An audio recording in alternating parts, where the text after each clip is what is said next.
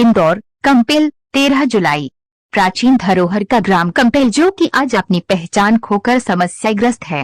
पानी, रोड, नाली, अतिक्रमण जैसी कई समस्याएं हैं।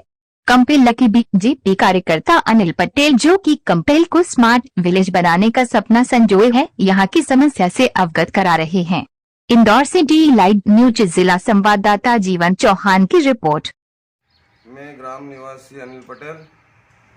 ग्राम वासियों से मेरा नम्र निवेदन है कि ग्राम वासियों कभी भी कोई भी समस्या है, तहसील हो या गांव हो या पंचायत हो, गंदगी के मामले में या किसी भी मामले में उनको घर की समस्या हो कि कोई पटवारी नहीं सुन रहा है, कि तहसीलदार नहीं सुन रहा है, कि कोई कहाँ भी स्कूल के अंदर या ये चौकी हो या दवाखाना हो या बैंक हो, जहाँ भी समस्या है तो मेरे को आप मेरे संपर्क कर सकते हो, क्योंकि मेरी कोशिश रहेगी आपका करवाने की। क्योंकि मैंने अभी एक ही चीज़ मेरे दिमाग में ठान रखी है कि हो सके वहाँ तक मैं आम जनता के साथ में रहूँ, क्योंकि उनका सहयोग करूँ। क्योंकि यहाँ पे भी ग्राम कंपेल की ये दशा है कि यहाँ पे ना तो कोई किसी का सहयोग करता है, ना किसी पे कोई ध्यान दे पा रहा है। जहाँ देखो वहाँ अतिक्रमण, जहाँ देखो वहाँ गंदगी, जहाँ देखो वहाँ लूट मारी, मतलब कि क्या कहाँ जाए किधर जाए, पूरे गाँव की हालत ऐसी कर रखी है गाँव वासियों ने कि कोई बोलने को तैयार नहीं। यहाँ कोई नेता ही नहीं है गाँव के अंदर। नेता तो बहुत सारे हैं, दोनों पार्टियां उनके नेता है, बाकी क्या है, सभी सिर्फ टाइम पे नेता बनते हैं, जब चुनाव आते हैं उस टाइम पे नेता बन जाते हैं। बाकी के समय में फिर उनके काम से बाकी आम जनता से कोई मतलब नहीं रहता है उनको। क्योंकि आम जनता को सिर्फ उनसे मतलब रहता है 4 दिन के लिए, जब वोट लेना हो तो फिर गली गली भी घूमेंगे। बाहर के जो नेता लोग आएंगे तो उनके साथ में घूमेंगे कि चलो नेताजी अपन उधर मोहल्ले में चलते हैं, उनके भी वोट लेना है अपन को। उनके दोनों पार्टी वाले, एक पार्टी वाला नहीं, बीजेपी वाला नहीं, कांग्रेस वाले भी, सभी दोनों दल के नेता, गांव वालों की बात बता रहा हूँ, गांव के नेताओं की ये कंडीशन है कि सिर्फ अपनी मनमानी, या किसी को भी अतिक्रमण में बैठा दिया, किसी ने कहाँ पे भी अतिक्रमण कर लिया।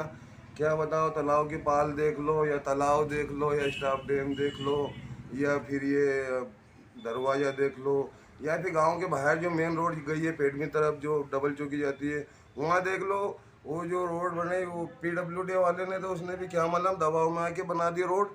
तो उसने क्या करा कि पहले तो रोड है ना, तो रोड के साथ में पट्टी चाहिए 2 फीट या 1.5 फीट या 2.5 फीट जो भी होती है। बाकी उसने क्या करा कि रोड के धड़ से ही एकदम पास में ही मतलब कि वो नाली बना दी। अब मान लो बीच बचाव में अगर 2-4 वाहन वहाँ आ जाएंगे तो कैसे कटेंगे। अब क्या बताओ, जहाँ देखो वहाँ दमंग लोगों को शासन चल रहा है अभी कंपेल के अंदर, जिधर जाओ उधर सब अपनी मनमानी कर रहे हैं। बाकी भैया मेरा तो एक ही है कि समाज सेवक बनना और अपने गाँव को अच्छा, मतलब अपने माँ अहिल्या की नगरी है।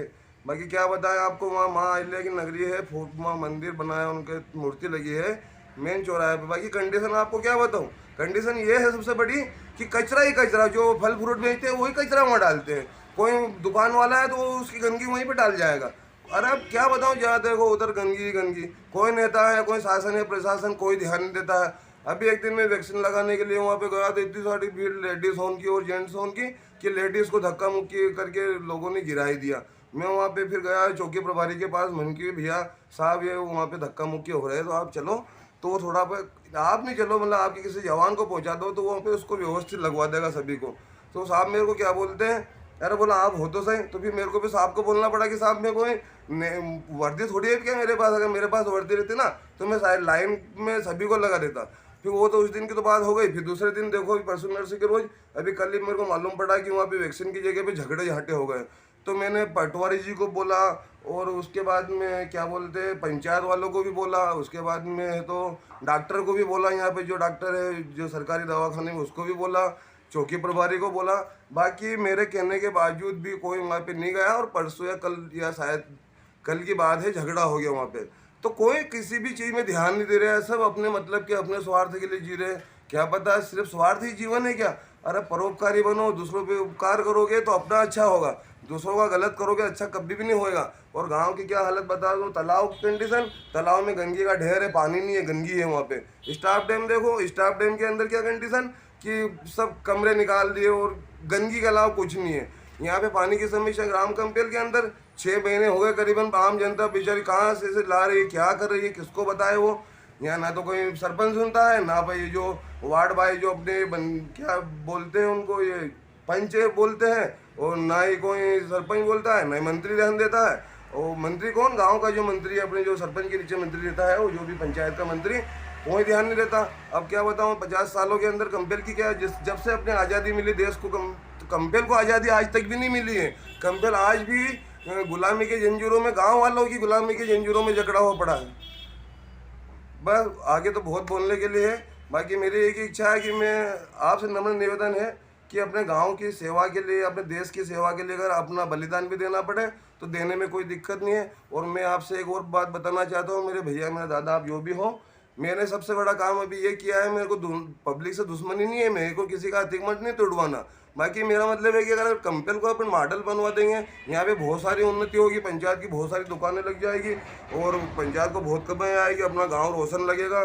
बाहर से आने जाने वाले पर्यटक जो भी आते हैं उनको बहुत अच्छा लगेगा, अपने गाँव की आमदनी बढ़ जाएगी, तालाब की गंदगी साफ हो जाएगी, यहाँ पे पानी आएगा तो अपन उसकी बाउंड्री करवा सकते हैं, उसके ऊपर वहाँ पौधे लगवा सकते हैं। पौधे लगाने के बाद में अपन वहाँ पे ऐसे बैठने के लिए रख सकते हैं, नाव डाल सकते हैं पानी में, जिससे अपन को आमदनी होनी चालू हो जाए, मछली पालन के भी पैसे आ सकते हैं अपनी पंचायत में। मतलब बहुत सारी चीज़ें हैं, बाकी कोई ध्यान नहीं देता। गांव के जो स्थायी नेता वो तो एक भी ध्यान नहीं देते, वो तो सिर्फ उनका एक ही काम, कोई बाहर से नेताजी आए, बीजेपी वाला हो, कांग्रेस वाला, वो एक ही काम करते। हाँ, नेताजी आए भैया, इनके साथ चाय पीना, इनके साथ में नाश्ता करना, इनके साथ में बैठना, इनको बताना, कुछ भी नहीं है कि गाँव में क्या समस्या है। तो जो बाहर नेताजी है, अपने तुलसीराम जी सिलावट हो या फिर लालवानी जी हो या फिर अपने मोदी जी हो या अपने शिवराज जी हो, उनको क्या पता कि गांव की हालत क्या है। जब तक गांव वाले नहीं बता पाएंगे, जब तक उनको क्या मालूम पड़ेगी। तो आज तक कोई गांव का स्थायी नेता जो भी हो, कोई ने आज तक कभी समस्या से अवगत किसी बाहर वाले नेता को नहीं करवाया। अब क्या करे, बाहर वाले नेता को कोई सपना तो आता नहीं, वो तो आते भी आप काम बताओगे तो करेंगे, नहीं करेंगे तो अपन को वो भी तो मालूम पड़ेगा क्या इन्हें अपना काम नहीं करवाया। चलो ठीक है, अब क्या क्या बताऊँ, कंपेल में बुरी तरह मतलब भ्रष्टाचार फैल चुका है और भ्रष्टाचार को बचाने के लिए मैं शिवराज जी चौहान से एक नम्र निवेदन करना चाहता हूँ कि प्रभु आप है ना शिव हो, तो शिव बन के है ना, आपने जिस उस जब मतलब कि उस युग में आपने जब जहर पिया था आम जनता के लिए, तो इस युग में अब है ना इस कंपेल को भी थोड़ा उद्धार करवा दो, या तो आप इसको गोद ले लो या इस पर थोड़ा बहुत ध्यान देना चालू कर दो, क्योंकि जहाँ पे देखो वहाँ पे गंदगी के अलावा कुछ नहीं मिलेगा। मेरे खुद की दुकान तोड़वाने के लिए मैं गया था, वहाँ पे तहसील गया था, मैंने एसडीएम को फ़ोन लगाया, मैंने कि एसडीएम साहब आप, वो मैडम ने वो सिर्फ 2-4 तालाब के अंदर छोटे मोटे हैं वो तोड़ दिए और मैडम एक्शन में नहीं आ रही है। तो वो मेरे को बोल रहे हैं कि यार आप बहुत परेशान करते हो, नाम बताओ बोला मेरे को। तो 2 मिनट के लिए तो मेरा दिमाग थोड़ा घूम गया, मैं चलो ठीक है नाम बता दो। अब किसका नाम बताऊँ, सभी के नाम तो बहुत सारे, किसका बता दूँ। बाकी मेरे दिमाग में चाहिए, मैंने उनको बोला कि 2 मिनट आप सर रुको, मैं आपको फ़ोन लगा के बात बताता हूँ कौन है क्या है। तो मैंने उसको ओनली वन साहब को 2 मिनट बाद ही फ़ोन लगा दिया। साहब को मैंने बोला कि साहब मेरा नाम लिखो, मैं अनिल पटेल, पिता कैलाश चंद पटेल, मेरे पास दुकान है तालाब की पाल पे जो कब्जे में है, सरकारी जगह में बनाई है मैंने वो। उसके बाद में मेरे भाई की दुकान है प्रकाश कैलाश चंद पटेल, एक मेरा दोस्त है वो कुर्बानी देने के लिए तैयार है।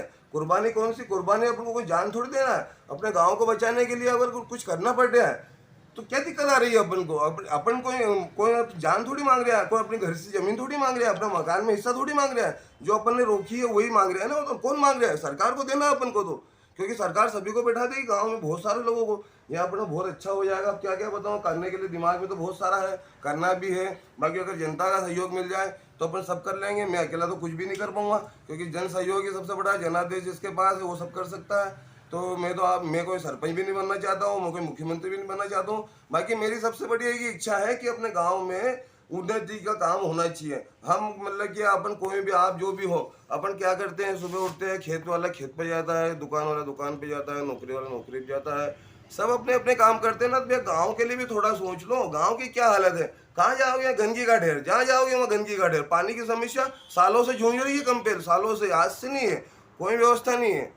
अब किसको बताएं कौन सरपंच, कहाँ का सरपंच, किसका सरपंच, सब यहाँ कंपेल में सब सरपंच बन के बैठे हैं, सब अपनी अपनी मनमानी करते हैं। भैया अब इतना ही कहूँगा, क्योंकि आगे बहुत है समय, क्योंकि वीडियो तो अपन को इतना बनाना है कि सरकार का ध्यान अपने तरफ एक बार केंद्रित करवाना है, कंपेल की तरफ, कि माँ अहिल्या की नगरी है, यहाँ पे माँ अहिल्या निवास कर चुकी है, कपिलेश्वर महादेव का मंदिर है, यहाँ बहुत सारी पौराणिक चीज़ें ना है। कंपेल के अंदर जितने मंदिर है पूरे है ना, मेरे हिसाब से शायद जो पर्यटक स्थल होंगे वहाँ पे होंगे। बाकी कंपेल के अलावा गाँव के होने की जो बात है, तो किसी भी गांव में इतने मंदिर नहीं जितने कंपेल के अंदर है। कंपेल के अंदर आप कहीं पे भी चले जाओ, कोने कोने पे मंदिर मिलेंगे, हर जगह मंदिर मिलेंगे, क्योंकि भगवान की है ना जन्मस्थली है माँ अहिल्या की। माँ अहिल्या ने क्या किया था, मैं आपको एक चीज़ और बताता हूँ, जैसे बलिदान वाली चीज़ है, तो पब्लिक बोलती है कि बलिदान क्या चीज़ होती है, तो मैं आपको बता दूँ भैया कि जो माँ अहिल्या थी उनका लड़का गलत निकल गया था, तो माँ अहिल्या ने क्या करा, हाथी के पैर नीचे उनके बच्चे को ही कुचला दिया, तो उनने कितना बलिदान दिया, तो अपन को क्या करना पड़ेगा। चलो ठीक है भैया, आप लोग अगर किसी को गलत लगे तो उसके लिए भी माफ़ करना, और अच्छा लगे तो मेरे को शेयर करना।